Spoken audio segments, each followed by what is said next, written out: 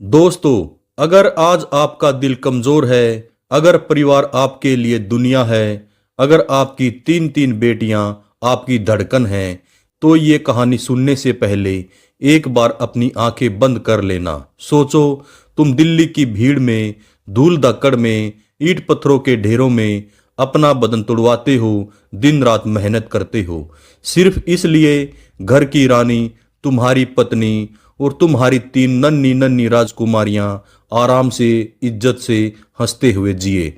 सोचो, हर महीने की 15 तारीख को तुम्हारी तीनों बेटियां दौड़कर तुम्हारी गोद में गिरती हैं, पापा आ गए, पापा चॉकलेट लाए, और तुम उनके माथे चूमकर कहते हो, बेटा मैं दुनिया से लड़ सकता हूं, बस तुम मेरे साथ रहना।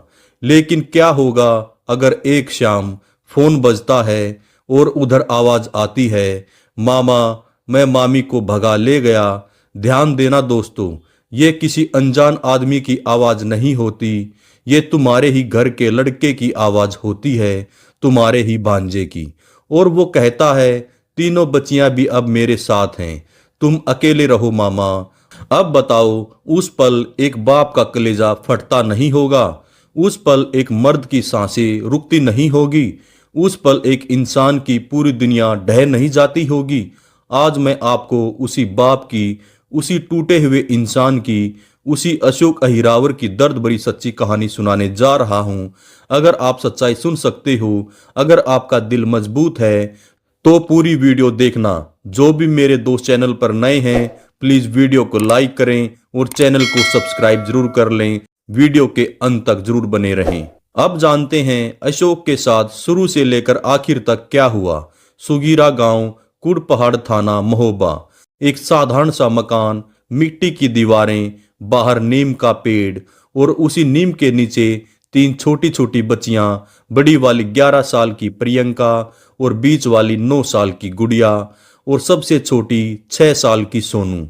तीनों अपने पापा का इंतजार कर रही थी, क्योंकि पापा दिल्ली से हर महीने को 15 तारीख को आते थे, हाथ में नई फ्रॉक, चॉकलेट और ढेर सारा प्यार लेकर। अशोक अहिरवार 34 साल का जवान, कंधे चौड़े, आंखें सपनों से भरी हुई। 12 साल पहले उसकी शादी हुई थी कुलपहाड़ कस्बे की पूजा से। लोग कहते थे, कितनी सुंदर जोड़ी है। शादी के बाद पहली बेटी हुई तो अशोक ने आसमान में रॉकेट छोड़ा था। दूसरी बेटी हुई तो पूरे गांव में लड्डू बांटे। तीसरी बेटी हुई तो अशोक ने कहा था, बस अब मेरे पास तीन तीन रानियां हैं, अब मैं राजा बन गया। वो दिल्ली में दिन रात मजदूरी करता, 12-12 घंटे ईंट पत्थर ढोता, बस इसलिए उसकी बेटियां अच्छे स्कूल में पढ़ें और उसकी पूजा आराम से रहे। उसने कभी नहीं सोचा था, जिस पूजा के लिए वो जान दे रहा है, एक दिन वही पूजा उसकी जान ले लेगी। अशोक का एक भांजा था, जयचंद, उम्र करीब 25-26 साल। वो भी दिल्ली में मजदूरी करता था। अशोक ने ही उसे दिल्ली बुलाया था, कहा था, बेटा अकेले मत रहे, मेरे साथ रहे, खाना पीना साथ में, पैसे भी बचेंगे। जयचंद अशोक के घर आता जाता, बच्चियां उसे मामा कहकर लिपट जाती, पूजा उसे खाना परोसती। अशोक को बड़ा अच्छा लगता। वो सोचता, अपना भांजा है, अपना खून है। पर दोस्तों, यही अपना खून एक दिन उसका सबसे बड़ा दुश्मन बन गया। धीरे धीरे पूजा और जयचंद की बातें बढ़ने लगी। फोनों पर घंटों बातें, रात में व्हाट्सएप पर मैसेज। अशोक को कुछ पता नहीं चलता था, क्योंकि वो सुबह 6 बजे साइट पर चला जाता और रात 10 बजे थक हार कर आता और सो जाता। 28 अक्टूबर 2025 मंगलवार का दिन था। सुबह पूजा ने अशोक से कहा, मुझे गांव जाना है, मम्मी की तबीयत खराब है। अशोक ने मना किया, अरे अभी तो दिवाली आने वाली है, सब साथ चलेंगे। और पूजा जिद करने लगी। अशोक ने हार मान ली, पैसे दिए, तीनों बच्चियों को तैयार किया, खुद स्टेशन तक छोड़ा। ट्रेन गई, अशोक वापस काम पर चला गया। शाम को 7 बजे उसका फोन बजा। जयचंद का फोन था। अशोक ने हंसते हुए फोन उठाया। हाँ बोल जयचंद, क्या हुआ? उधर से आवाज आई, मामा मैं मामी को भगा ले गया, हम दोनों अब साथ रहेंगे, तीनों बच्चियां भी मेरे साथ हैं, तुम अब अकेले रहो। अशोक का फोन हाथ से छूट गया। उसके मुंह से आवाज नहीं निकली। वो बस एक ही शब्द बोल पाया, क्यों? जयचंद ने फोन काट दिया।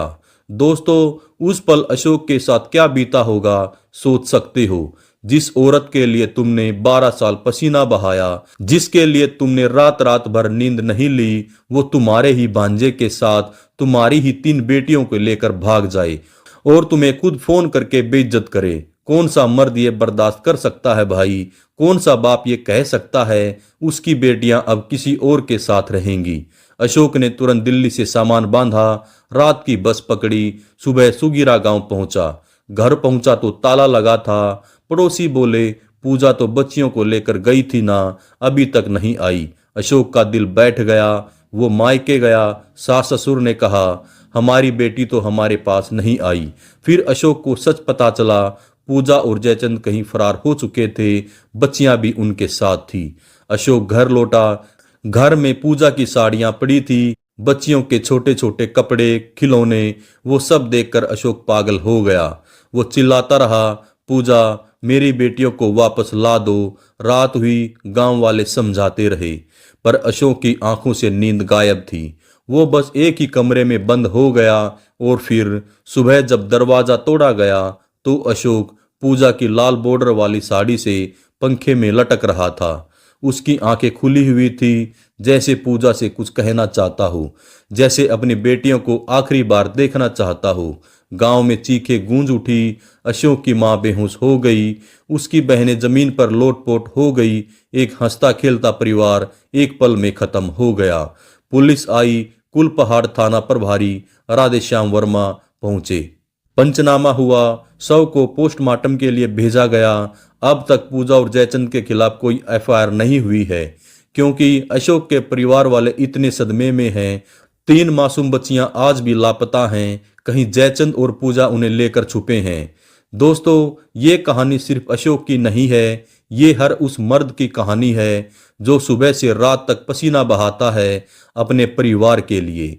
ये हर उस बाप की कहानी है जिसकी बेटियां उसकी जान होती हैं। और ये हर उस इंसान की कहानी है जो विश्वास करता है, पर जिसका विश्वास तोड़ दिया जाता है। अशोक चला गया, पर उसकी 3 बेटियां अभी भी जिंदा हैं, कहीं रो रही होंगी, अपने पापा को पुकार रही होंगी। अगर ये कहानी तुम्हें छू गई तो एक काम करना, इस वीडियो को शेयर कर दो। कहीं ना कहीं पूजा और जयचंद ये वीडियो देखें और उन्हें शर्मिंदगी महसूस हो। शायद वो तीनों मासूम बच्चियों को वापस लौटा दें। और हाँ, अपने परिवार को कभी अकेला मत समझना, उन्हें वक्त दो, प्यार दो, क्योंकि पैसा कमा लोगे फिर पर अपनों को खो दोगे तो वापस नहीं आएंगे। मिलते हैं अगली सच्ची कहानी में। तब तक अपनों को गले लगा लो और कह दो तुम उनके लिए जान दे सकते हो। नमस्कार, धन्यवाद, जय हिंद, जय भारत।